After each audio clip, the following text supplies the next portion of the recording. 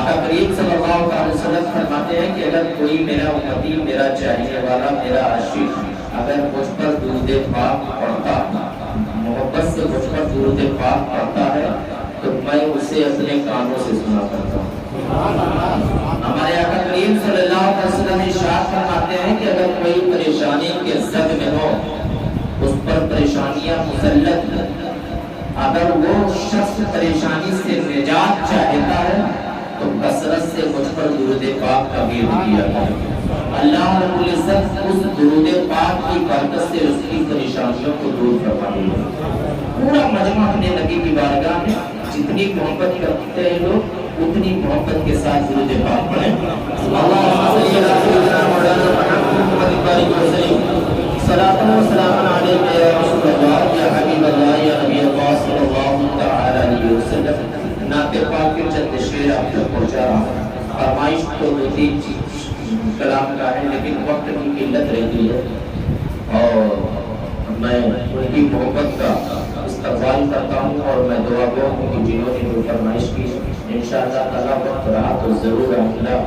Programme میں وہ سنائیں گے۔ نعت پاک کے چند شعر آپ تک پہنچا رہا ہوں کہ غلام احمد مختار حلقے میں مقیم ہے۔ جو جہاں پر بیٹھا ہے وہیں سے محبت کا اظہار کریں گے۔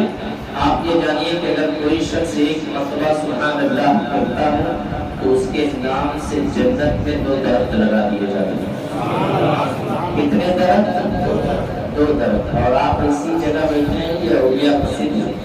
یہ درگاہ کی تاریخی مسجد، مسجد اقصی، جسے پوری دنیا کے لوگ اولیاء مسجد کے نام سے جانتے، مانتے، پہچانتے ہیں۔ یہی وہ اولیاء مسجد ہے جس کے تعلق سے حضور عبدالرحمن چشتی اپنی کتاب رات الاسرار میں فرماتے ہیں کہ مجھ فقیر عبدالرحمن حضرت خضر علیہ السلام کی زیارت کا شرف اسی اولیاء مسجد کے ذریعے حاصل کیا۔ آپ 40 دن کے لیے یہاں معتکف ہوتے ہیں اور یہاں معتکف ہونے کے بعد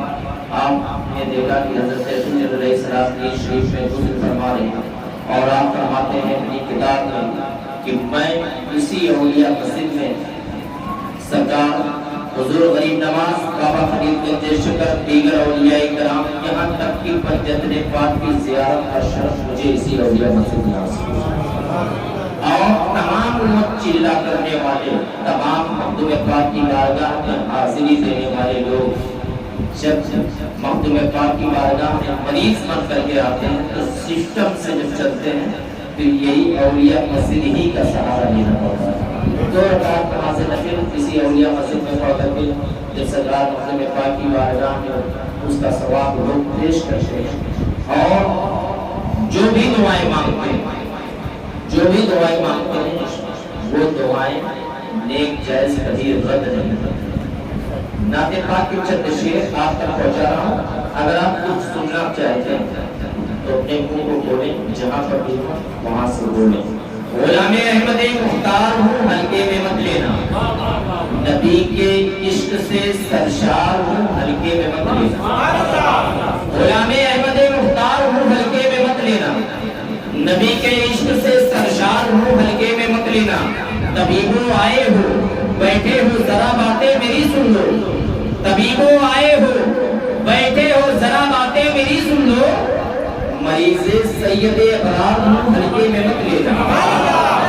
طبیبوں آئے ہو بیٹھے ہو ذرا باتیں میری سن لو،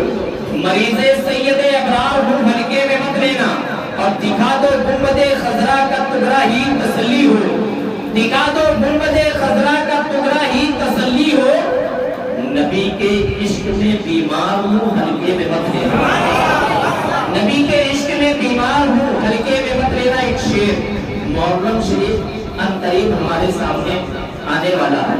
اور میں یہ جانتا ہوں کہ یہ شعر سننے کے بعد جتنے بھی حسینی خاموش نہیں بیٹھیں گے وہ شعر آپ تک پہنچا رہا ہوں۔ جتنے حسینی اپنی محبت کا اظہار کریں گے، غلام احمد مختار ہوں ہلکے میں مت لینا، نبی کے عشق سے سرشار ہوں ہلکے میں مت لینا۔ طبیبوں آئے ہو بیٹھے ہو ذرا باتیں میری سن لو، مریض سید ابرار ہوں ہلکے میں مت لینا۔ دکھا دو گنبد خضرا کا ٹکڑا ہی تسلی ہو، نبی کے عشق میں بیمار ہوں ہلکے میں مت لینا۔ اور حسین بن علی کرب و بلا میں بولے ظالم سے،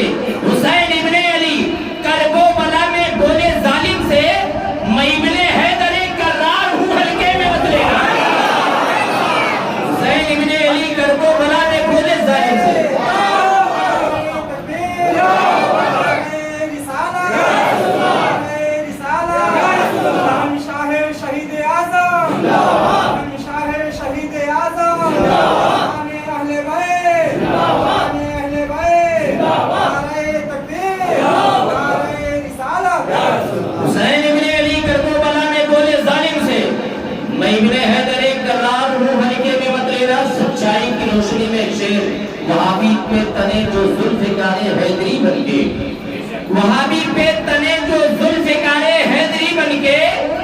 رضا خان کی وہی تلوار ہوں ہلکے میں مت لینا،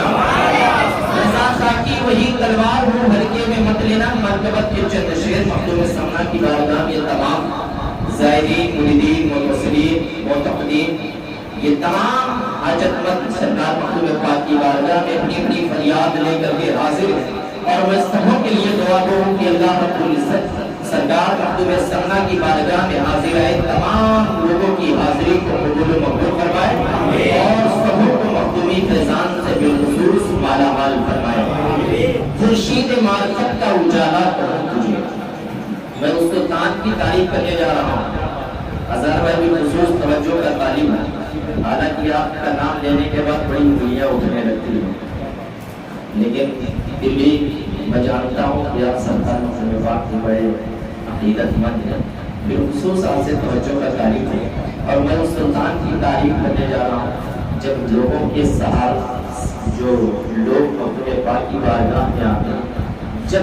ایک دم اپنی طاقت، روپیہ، پیسہ، دولت، صحت، ہر چیز سے جب لوگ معذور ہو جاتے ہیں، اس وقت اگر کوئی مدد کا سہارا نظر آتا ہے تو مخدوم پاک کا دربار ہے۔ ایسے لوگ مخدوم سمنا کی بارگاہ میں حاضر آتے ہیں، اور یہ شعر میں آپ تک پہنچا رہا ہوں، اور آپ اس شعر کو سنیں اور دعاؤں سے نوازیں۔ مخدوم پاک کی شخصیت بتانے کی ضرورت نہیں، اگر میں پوری عمر مخدوم پاک کی شان و عظمت اور ان کی کراہت بیان کرتا رہوں، شاید اس کے وقت ہم پڑ جائیں گے، بیان جو ہے پورا نہیں ہو پائے گا۔ خورشید معرفت کا اجالا کہوں تجھے،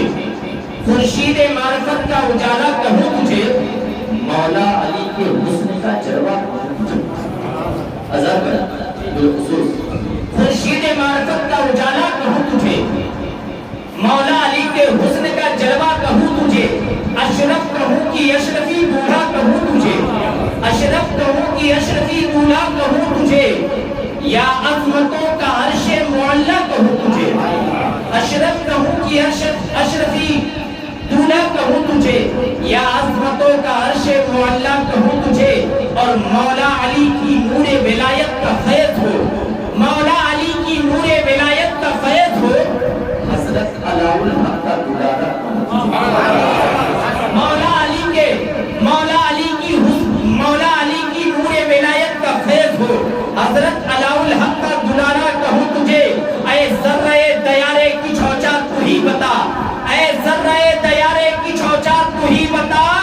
انجم کہوں کی نور کا شعلہ کہوں تجھے، اے ذرہ دیارے کی چوچار تو ہی بتا، انجم کہوں کی نور کا شعلہ کہوں تجھے، اور روشن ہے تیرے نور سے ہر اشرفی کا دل، روشن ہے تیرے نور سے ہر اشرفی کا دل، سر چشمہ ولا کا نگینہ کہوں تجھے، سر چشمہ ولا کا نگینہ کہوں تجھے، اور پائی ہے تیرے نیر کی، پائی ہے تیرے نیر کے پانی میں بھی شفا، پائی ہے تیرے نیر کے پانی میں بھی شفا، آخر میں کیوں نہ جانے مسیحا کہوں تجھے، آخر میں کیوں نہ جانے مسیحا کہوں تجھے، اور اپنے کرم سے تو نے سنبھالا عتیق کو، اپنے کرم سے تو نے سنبھالا عتیق کو، پھر کیوں نہ اپنا مرشد و مولا کہوں تجھے، پھر کیوں نہ اپنا مرشد و مولا کہوں تجھے، پھر کیوں نہ اپنا مرشد و مولا کہوں تجھے۔ درست بات کریں، اللہم صلی علی سیدنا مولانا محمد بارک وسلم، صلاۃ و سلام علیک یا رسول اللہ، یا حبیب اللہ، یا نبی اللہ صلی اللہ تعالی علیہ وسلم۔ سرکار مخدوم سمنا کی بارگاہ میں تمام زائرین حاضر ہیں، اور میرے مخدوم کا بے پناہ کرم ہے کہ سرکار مخدوم سمنا کی بارگاہ میں جتنے لوگ حاضر آتے ہیں کبھی وہ خالی ہاتھ واپس نہیں جاتے، اور جائیں کیوں جائیں؟ میرے مخدوم پاک نے اپنی ظاہری زندگی میں فرمایا تھا کہ مجھ فقیر اشرف کے در پر جو کوئی آئے گا وہ کبھی خالی ہاتھ واپس نہیں آئے گا۔ اس کا نام سن کر کے آپ آئیں منہ سے بولو،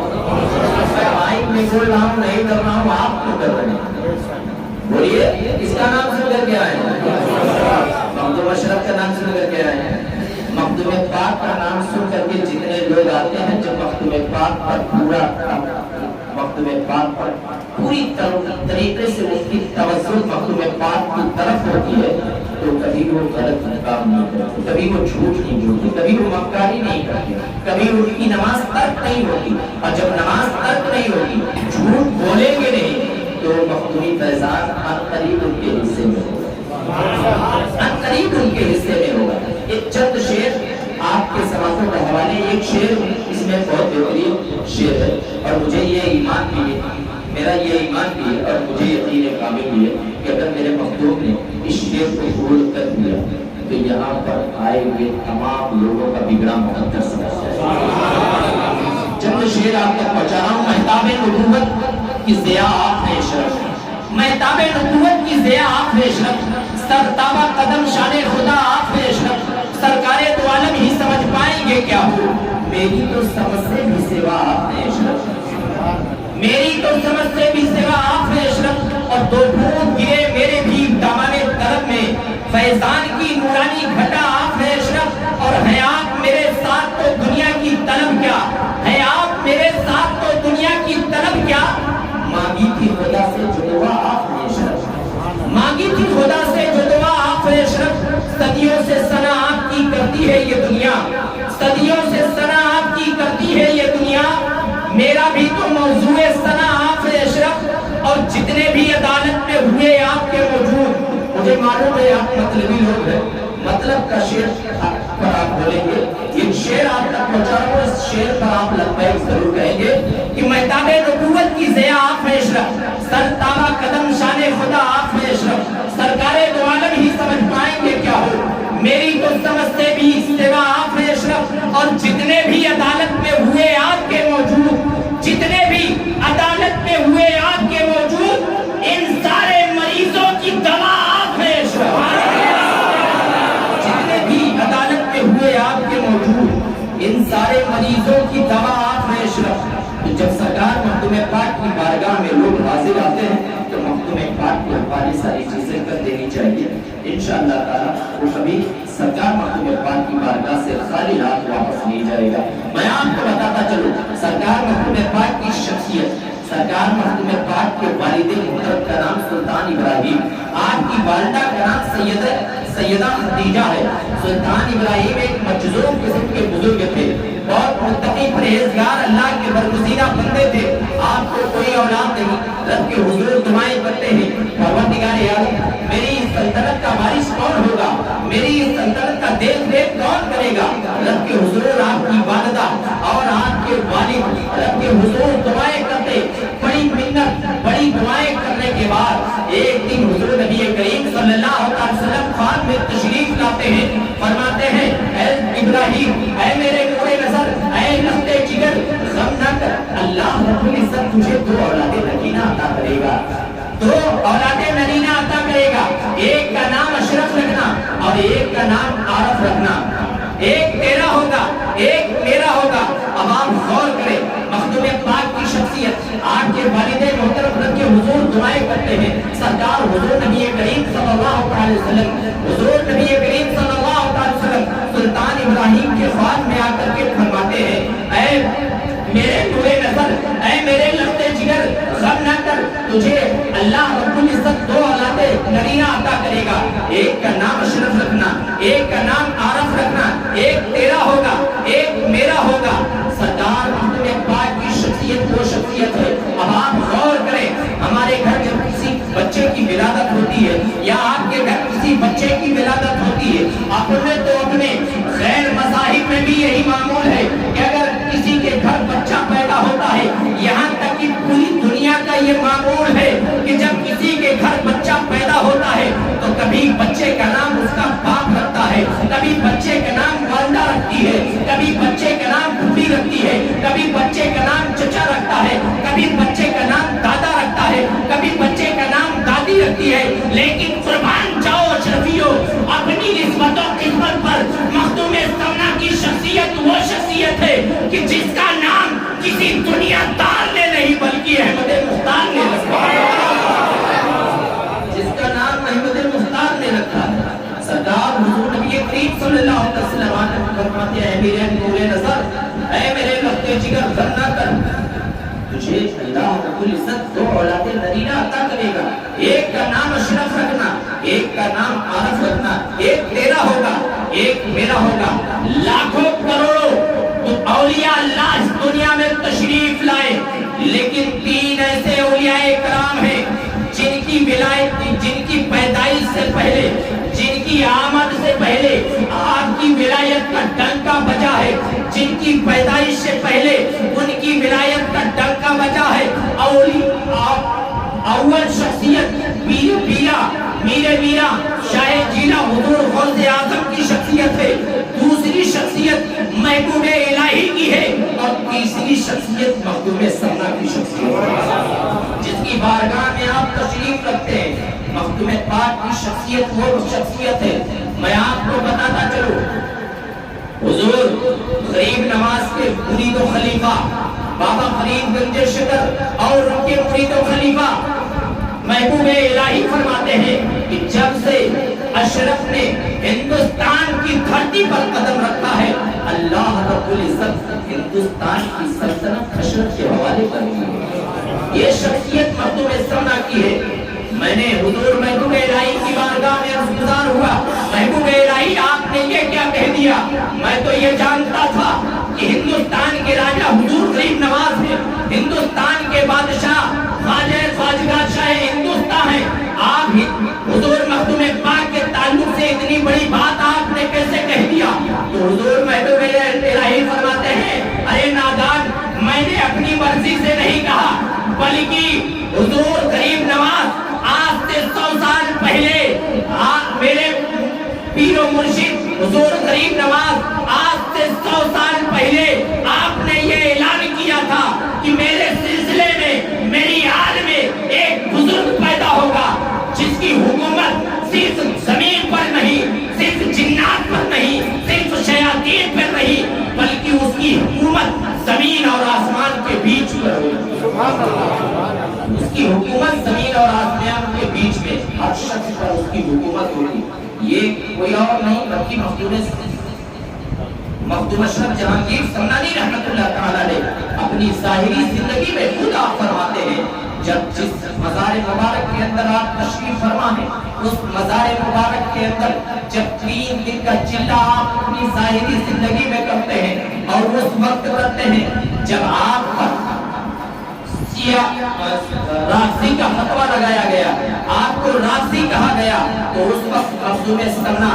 اپنے اس قبر مبارک میں، جس قبر مبارک میں آج تشریف فرما ہے، اس قبر مبارک کے اندر 3 دن کا چلہ کرتے ہیں، اور 3 دن کا چلہ آپ لونگ کھا کر کے کرتے ہیں۔ لونگ کھا کر کے جب 3 دن کا چلہ مکمل کرتے ہیں، تو اسی چلے کے دوران ایک بہت پتلی کتاب، جس کتاب کا نام رسالہ قبریہ ہے، جب رسالہ قبریہ لکھ کر کے آپ باہر نکلتے ہیں تو آپ اعلان فرماتے ہیں، اے میرے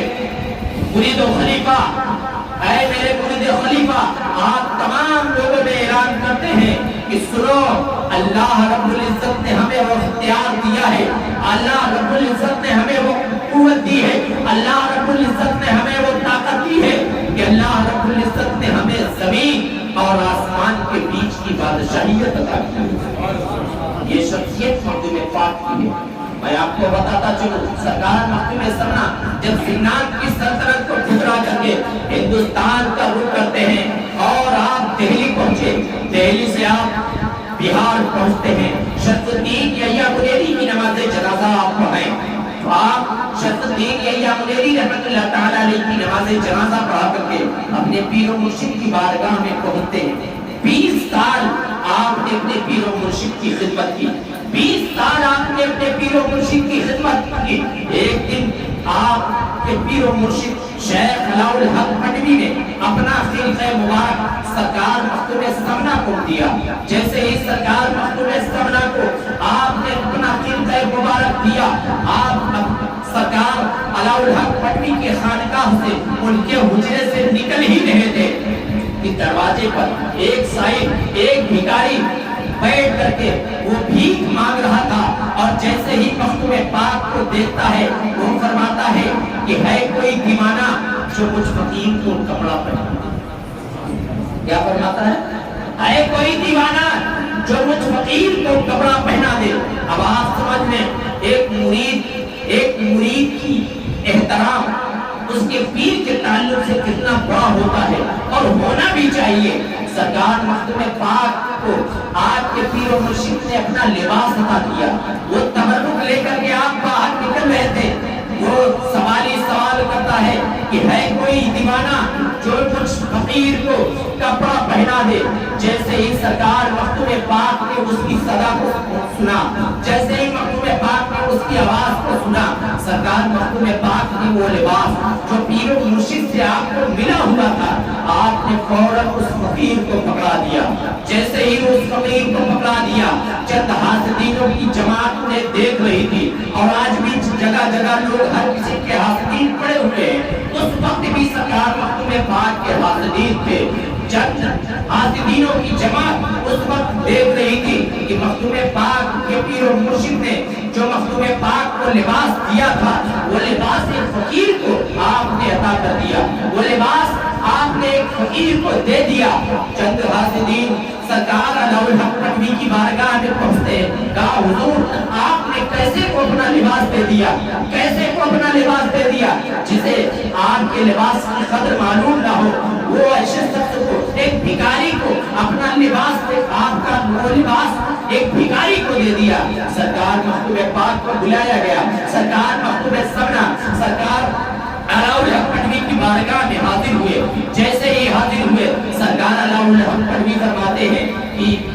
कुछ बातें आपके ताल्लुक से आई हुई है। सरकार मखदूम पाक ने फरमाया कि बताइए हुजूर कौन सी बात मेरे ताल्लुक से आई हुई है। तो सरकार अलाउल हक नबी फरमाते हैं कि आपने जो लिबास मैंने आपको दिया था, वो लिबास किसी दरवेश को आपने दे दिया, किसी भिखारी को आपने दे दिया। तो सरकार मखदूम पाक फरमाते हैं हुजूर मैं क्या क्यों ना देता। जैसे ही मैं खानकाह से बाहर निकला, जैसे ही आपके हुजरे से बाहर निकला, वो लिबास वो तबर्रुक मेरे हाथ ही में था। और जैसे ही मैं बाहर निकलना ही चाहा, वो सवाली सवाल करता है कि है कोई शख्स जो अपने पीर के नाम पर मुझ फकीर को लिबास पहना दे। मेरे हाथ में वो आपका दिया हुआ तबर्रुक था, मैंने उस तबर्रुक को उस फकीर को दे दिया। मैंने इसलिए दे दिया हुजूर वो पीर का सदका मांग रहा था। सरकार मैंने सिमनान की सल्तनत जो ठुकराया है, वो इस लिबास के लिए नहीं ठुकराया है, बल्कि आपको पाने के लिए सिमनान की सल्तनत। जो शख्सियत सिमनान की सल्तनत को पीर को पाने के लिए सिमनान की सल्तनत को ठुकराया हो, उसकी बारगाह में कोई सवारी खाली हाथ जा सकता है? कतई नहीं जा सकता। बल्कि आप वो शेर मुझे याद आता है कि दरे खलील से बंदे को क्या नहीं मिलता, जो मांगने का सलीका है उस तरह मांगो। हमें मांगने का सलीका नहीं है। पता क्या चलता है, हमें 30 दिन 40 दिन, कुछ तो ऐसे है कि 55 से 55 उनकी उम्र हो गई, लेकिन उनका शैतान अभी खत्म नहीं। ऐसे भी लोग आखिर क्यों?